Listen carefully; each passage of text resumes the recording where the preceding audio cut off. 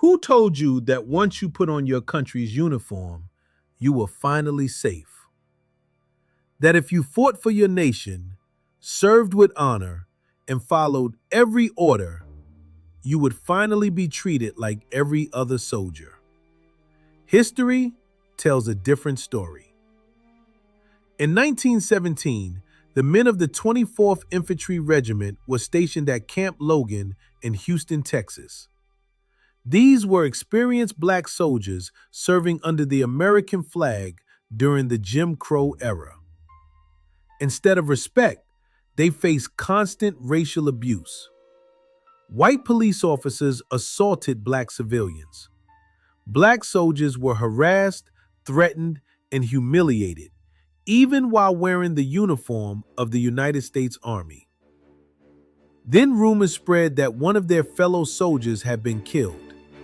Tensions exploded. What followed became known as the Houston Riot of 1917. But here's the question very few people ask. Did the uniform actually protect them? Or did it simply make them black soldiers in a segregated America?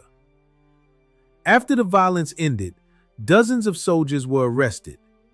Many received trials that lasted only hours. Some had no meaningful legal representation. Evidence was limited. Appeals were almost non-existent.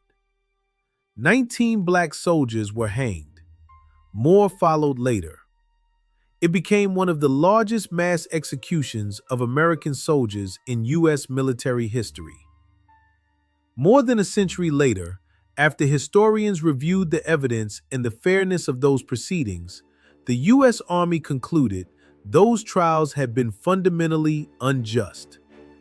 In 2023, the Army set aside the convictions and dishonorable discharges of the soldiers involved, recognizing that they had not received fair trials.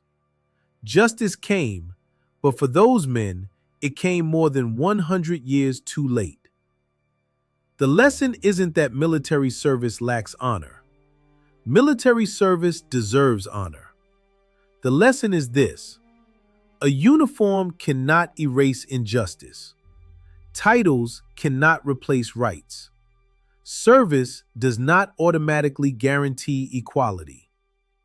History reminds us that institutions are strongest when they are willing to confront their own mistakes. If we don't study these stories, we may believe that wearing the uniform always meant safety. History says otherwise.